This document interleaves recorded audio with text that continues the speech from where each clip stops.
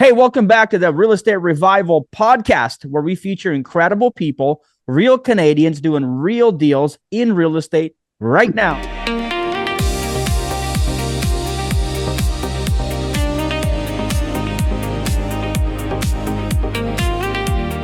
Today, I've got a special guest. She's incredible. Her name is Sharon Niles. Sharon is an immigrant to Canada, has an incredible story, has a great family, and not that long ago decided she wanted to get into real estate. And so I'm very excited to share her story. By the way, I'm Ben Humble, Canada's #1 real estate results coach. And I've purchased over 300 properties. I raised over $40 million. And since 2006, I've been buying real estate, doing deals, and now teaching people how to do the same. So I'm very honored to have my friend, have an incredible student. We got Sharon Niles with us. Sharon, welcome to the Real Estate Revival podcast. How are you feeling? Hi, Ben. Thank you. I'm feeling great. I'm excited to be part of all of this. And thank you for having me here. Well, I love sharing everyday people's stories because I think with real estate investing, we get a lot of banter and we got a lot of theories, a lot of concepts, a lot of books. But what I love is just real, genuine, actionable stories, real people doing real things. And so that's what I think you are, is a real person doing real deals. And you've already done a number of deals, which we'll get into.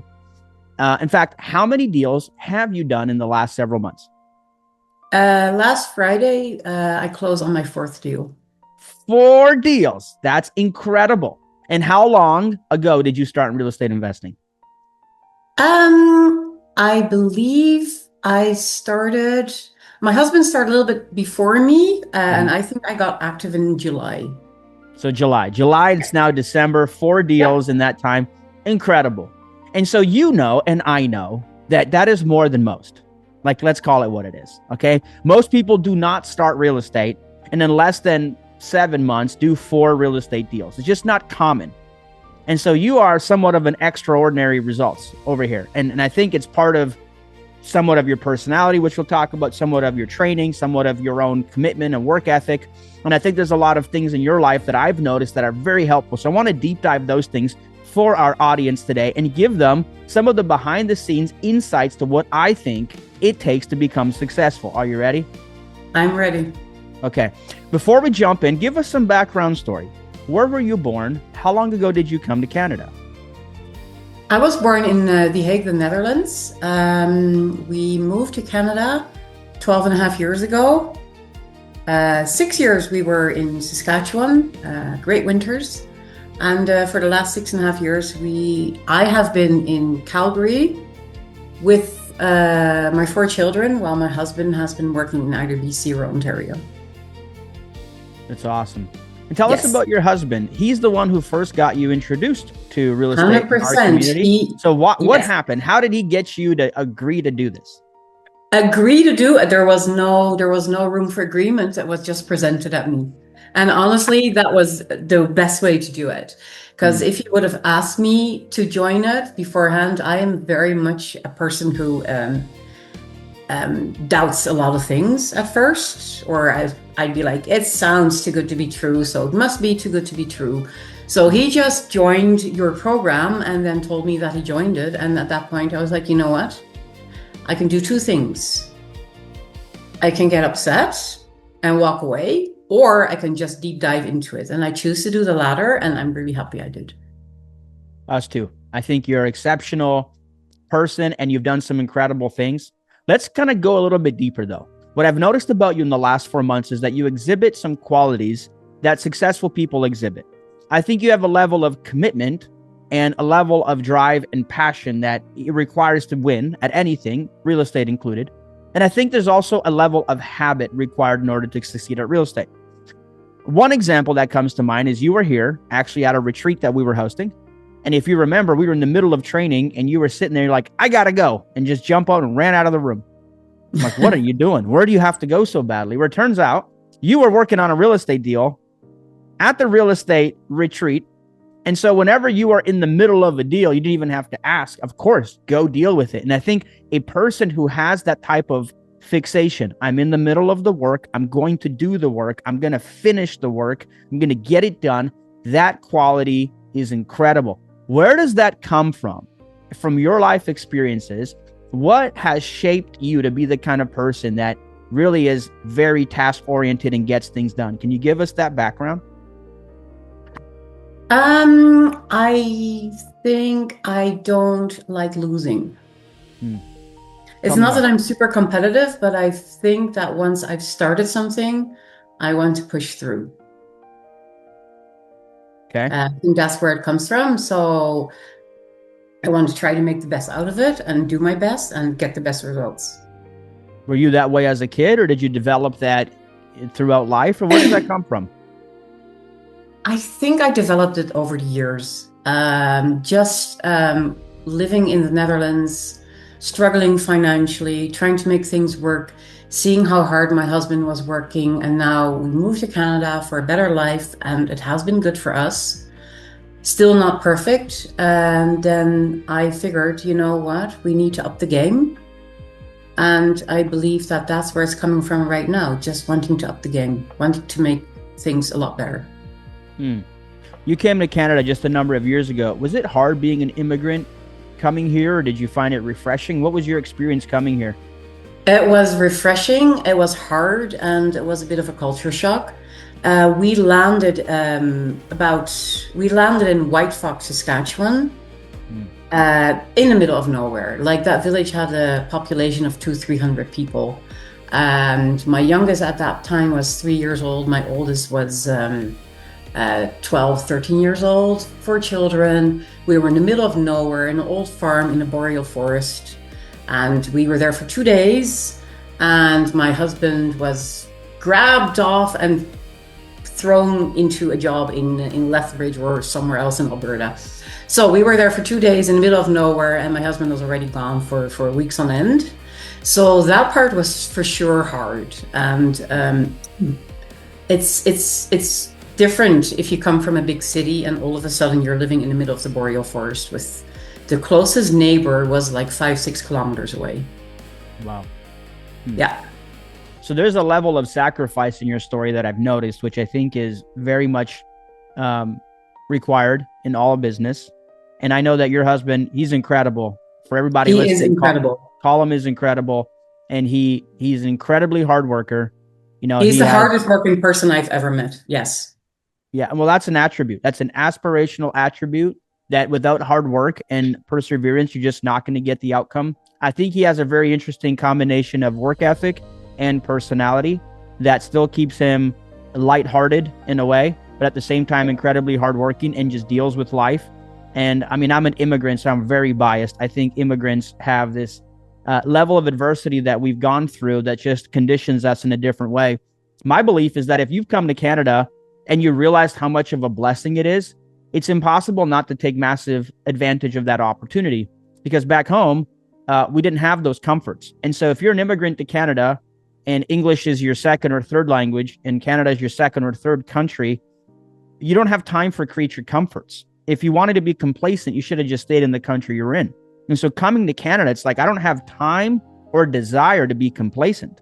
I have time and energy to win and to succeed and to be purposeful with my efforts, because I've lost the comfort of family. I've lost the comfort of my language. I've lost the familiarity of my city. And so all I have now is myself. I'm in a new environment with new people and a new culture, and I either make the most of it or I don't. And so that's what I think is that an immigrant struggle is their adversity in much way becomes a superpower, because there's a level of perspective. I think if you remain comfortable an entire life, you don't necessarily have that perspective that I need to work harder and achieve more. And it's purposeful. It has to be for something. So the question for you is, what drives you forward? Like, you're a very ambitious person. You work out aggressively. And so you are always, I've seen you're always hiking some place that nobody else can hike, or you're doing some insane workout regimen that most people won't even attempt. And so what drives you forward to be that level, of competitor, or that level of perseverance? I love a challenge. Mm-hmm. Challenge has to be part of my life, and I don't like giving up. So once I've started doing something, I want to get the best results. Mhm. And at this point, it's not only it's not the same as doing a long run or going to the gym, because there's so much more to it now, because I want good results not only for me and for my husband, but also for my children. So that just puts it at a different level of commitment. Mm. Well, 6 months ago, you were a newbie in real estate. Now you bought 4 deals. Yes. Well, I want to understand from your perspective, when you first started, what was something, let's play the game like truth and a lie. What was Right. something that you thought was truth that ended up being a lie? And what was something that was a lie that maybe you found truth, so that we can gain perspective from your experience? Okay, so what was truth and ended up being a lie? Definitely, I think the biggest one is that at a certain point, you can't get mortgages anymore. You can't get money anymore to buy real estate. Can you explain more? So we own a house in Calgary, and we have 2 rental properties in Lethbridge. We've had those for a couple of years, and at a certain point, we wanted to get more investments in real estate, but the banks won't give us more money because we are mortgaged out. So what I learned in those last few months is you don't need a bank to get a mortgage. You don't need them to buy real estate. So that was for me the biggest eye opener. And yeah, from then Well, on. that one's huge. So let's double click on that for a second. Most of the Sure. people who start with real estate investing, their life experience is that of a consumer. And so they've gone to a consumer bank and they've used consumer resources to buy maybe their home, and they use exactly the same approach to try to buy investment properties. And so they're using a circle and trying to fit it into a square. The consumer bank, TD Scotia, CIBC, BMO, the rest of them, was not designed to help you become wealthy. It was designed to sell you mortgages. And so at the end of the day, people are using the wrong product for the right reason. And when it stops working or doesn't work at all, they're like, oh, I don't qualify. Oh, I'm maxing out my total debt service ratio. All of these parameters that you've used as a consumer just don't apply to investor. When you finally realize there is no cap, there is no qualifying, there is no credit score. None of those things are relevant in finding great deals and raising capital. But when that perspective shifts, it's a complete game changer. There's no other way to put that. Now, opposite question. What is something that you, same thing, that was truth for you at the beginning that you discovered, that's not really truth?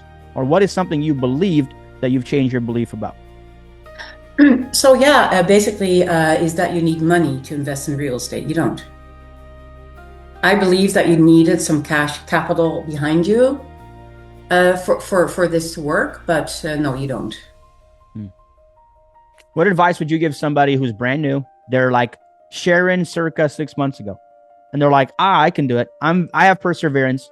I'm also a person who's very hardworking. I just don't understand.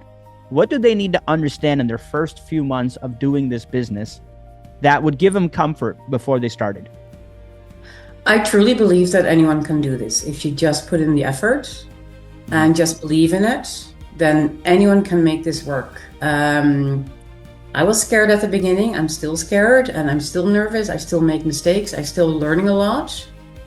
But it's something that everyone, if you put in the hours, if you believe in yourself, anyone can make this work. That's what I truly believe. I have this perspective that first it requires input, time, energy, money, resources, thinking. And if you put in enough input, eventually you'll have output. The next layer of thinking is high quality input will equal a higher quality output.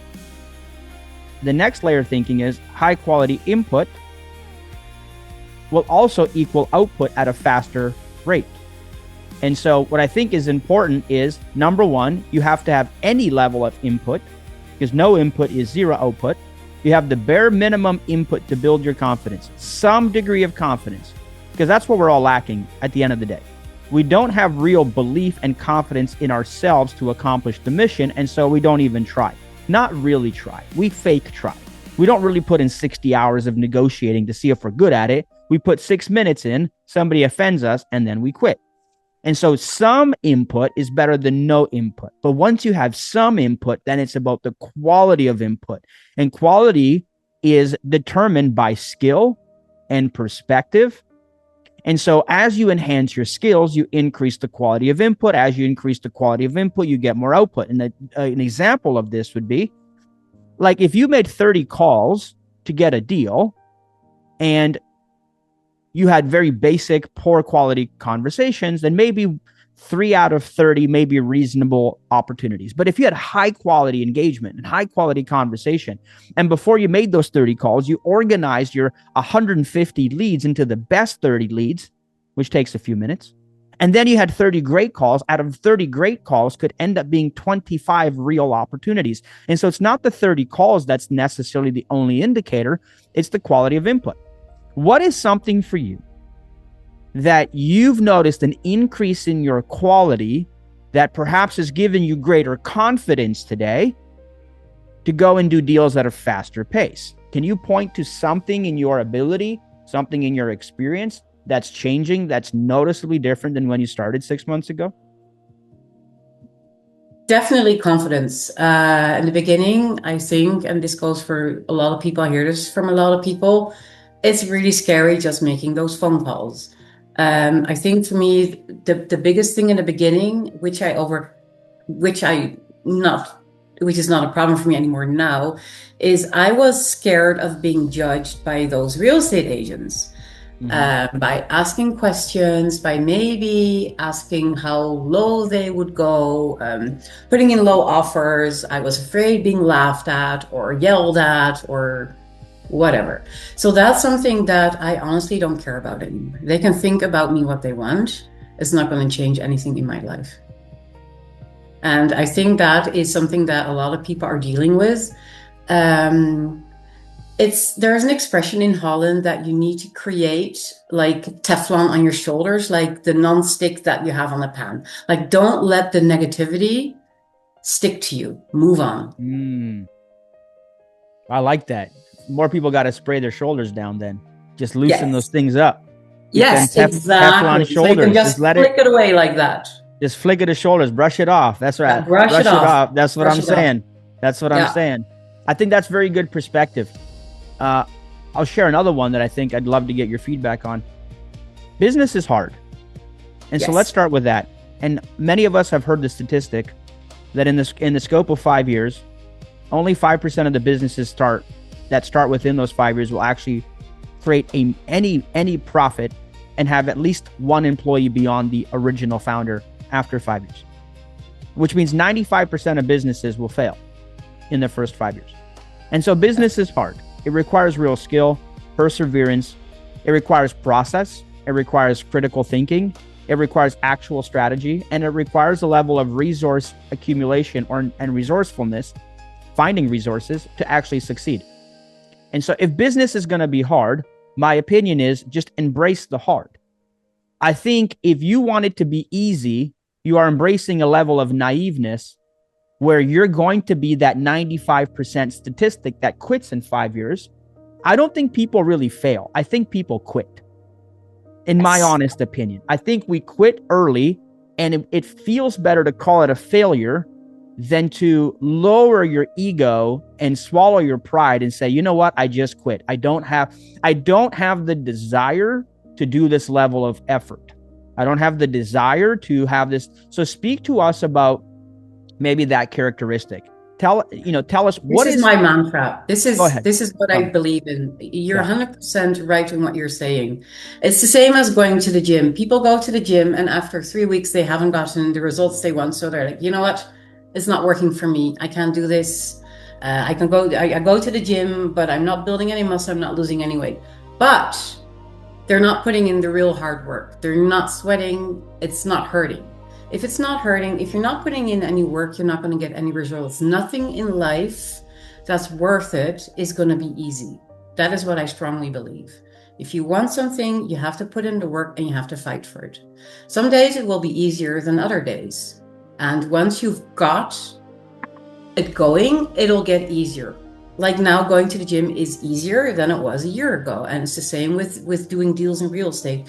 The beginning is super hard and it's still hard, but it's getting easier because you're understanding more of it. That's what I believe. I think it's very astute observation. I think it's very wise. And so as we kind of round out this thing, you've done a great job. You've done 4 deals in 7 months. I think you've come to it with a level of mindset that most people don't have. And so even though you're new to real estate, you're not new. You're not new to life. You're not new to hard things. You're not new to getting started and fighting through it. And so we actually have a special guest sitting in the wings. We have your husband with us.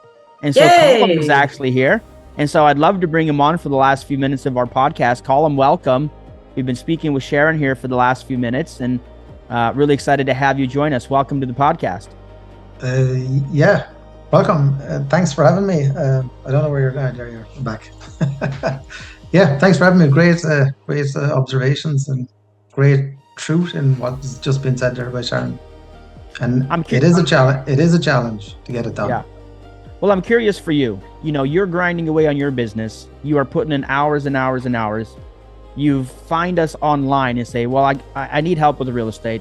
And you guys seem like you know what you're doing and you're available. And, you know, you guys will put in the work with me. What was it for you where you made a commitment to, you know, join a community? What was the deciding factor? What was your reasoning for doing that, Colm? The reason for doing it was I listened to what you had to say at the revival and it just made perfect sense. Like it opened so many doors. For me not to jump in would have been insanity. So we have to stop the insanity and we have to go for progress. What do you believe is the insanity for a lot of people? What would you label as insanity? Well, myself, for example, I work hard. I get up early and I work hard and I work every hour I can. That is insanity. Like there's other options and there's other ways of making money where you can actually do what you want, with whom you want, when you want. And it's a game changer. Yes, we have done the traditional method where you go, you get your 20%, you put it down, but it takes too much time. Like you have a proven track record, over 300 houses bought and sold. You've raised over $40 million. Why would I not listen to somebody who's already done that? For me, if you want to take an extra step, you got to get advice. You got to get help. You have to go to the people that have already done it. And this, for me, was just a game changer. Well, people hear this a lot. And I used to wrestle with this when I was younger. I started this business 2006. And at the beginning, it was the first piece of the mindset was, I can just do this on my own. I'm good. I don't need help. I'm hardworking. And that's true. For all of us getting started, that is true. If you know yourself, you know you're hardworking, then you say, well, I have a level of pain tolerance higher than most. And so I can take on more punishment, called being self-employed, than most people. And so I'll just keep doing it on my own. At some point, you kind of start hitting your head with the same problem over and over. That's what I did. And eventually I got to the point where I don't know how I'm supposed to grow this thing without growing my anxiety and stress at the same rate. I don't know a better way. All I know is more of the same. And so there's a level where doing it is helpful because you get to a minimum level of success, let's call it, and you get to a minimum or perhaps a novel level of stress. And so I don't think success is accepting stress and compensation for it. I think that's called the job. Like if you're going to max out your stress and get paid 30 grand a year, I don't think that's called success. I think if you can diminish your stress, diminish the anxiety, apply a way better approach, and increase your earning capacity at the same time, I think then you found the answer. And so what I've learned over the years, Colm, is working smart is far more valuable than working hard. I can break my bones too.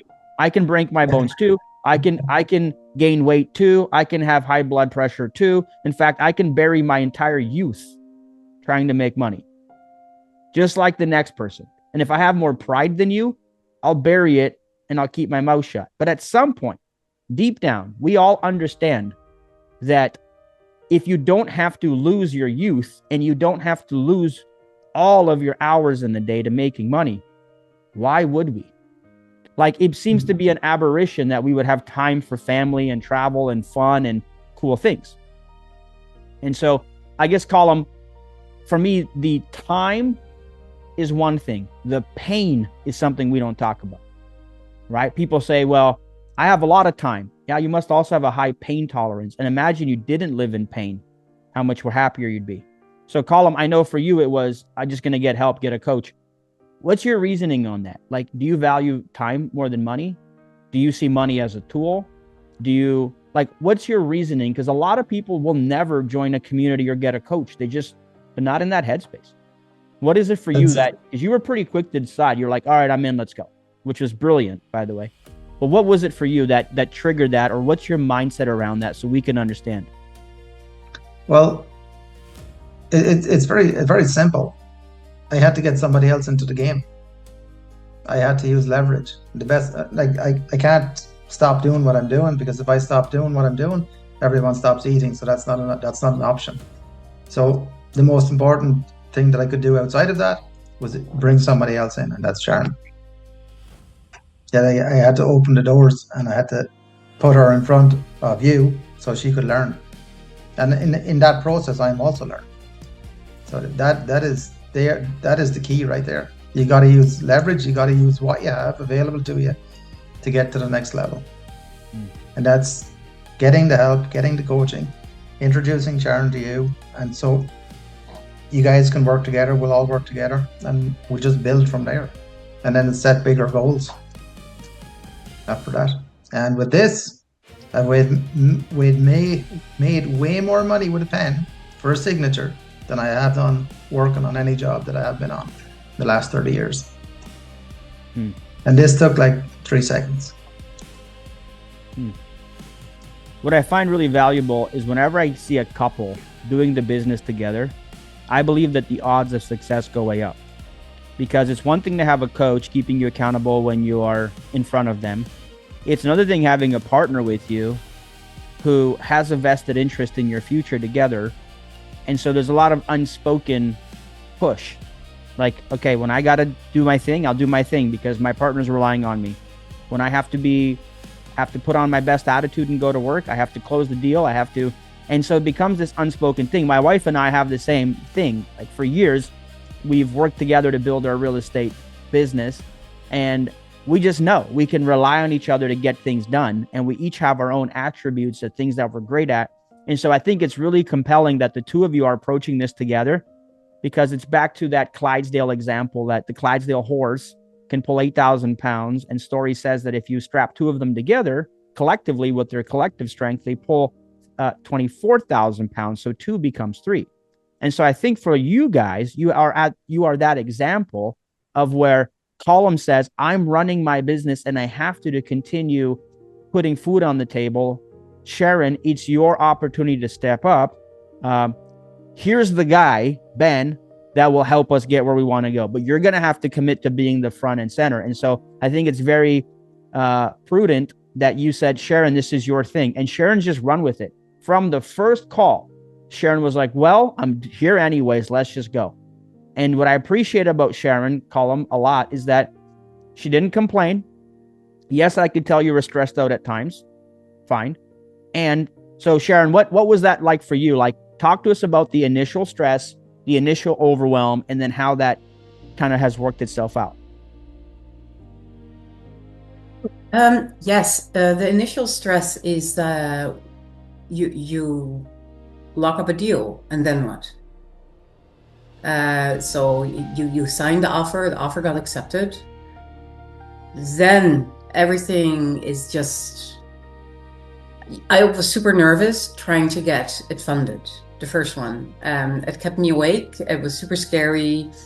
I didn't know what I was doing. It was all new to me. I was insecure. I felt insecure. I had to extend closing, etc., etc. But eventually it worked. The first one was really scary, really stressful. The second one, a little bit not so much. Crazy lawyer story was the second one. And now the fourth one, again, we had to nearly extend closing, but this time I was more calm about it, because at the end of the day, it's not going to kill anyone if you are a day late closing. Real estate agents try to make you feel bad about it, try to make you feel stressed about it. But I've learned a lot in those few months that at the end of the day, it's not going to hurt anything, and it's just going to work out. Mm-hmm. If you know what you're doing, if you get the good coaching behind you, if you have the good resources, if you have a great community behind you, you can make it work. And that is something that I'm learning. Yeah. Let me ask you this as we round this out.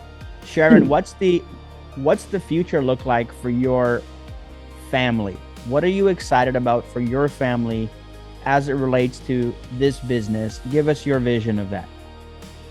So my vision is, it would be great to have our families be able to spend more time together. I think that is one of the biggest, hardest things that we encountered when moving to Canada. Nearly 13 years, my children have barely seen their dad. Their dad has barely been with their children. That is really hard. So that is something I'm looking forward to, that we were going to be able to spend more time together. I'm also looking forward to just showing our children that there are so many more options in this world than you initially think. I hope that they will follow our ways in real estate and make that work as well for them in their future. And Colm, what about you? What is something that you're looking forward to as you guys grow your real estate business? What is something that you want to share with us that we should expect from you guys in the future? I would like to be on the ground for a change. He wants to retire. And I don't blame him. 2 or 3 or 400 feet above the ground makes a huge difference. Yeah. Well, that's incredible. And for those that don't know, Colm works in a crane all day, so he's way above sea level, looking down on all of us real estate peasants. Right. He's up there moving buildings and building things, and we're over here doing deals. Guys, it's been a pleasure having you on this call, an absolute pleasure having you in our community. You guys are fantastic, fabulous people, and you are what I would call cornerstones of this group. We really value you, and thank you for contributing the way that you do to us. And it's a pleasure to be able to coach and guide you as you build your real estate business. And you're just, I would say as a coach, one of the biggest privileges and the biggest joys is when you have people who are really hungry and really committed.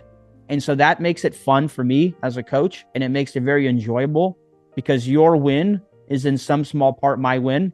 And to me, if you want to see a successful real estate coach, look at the students. If the students are winning, the coach is winning. 100%. That's as simple as that. And so when I see you guys win, it's like, let's go.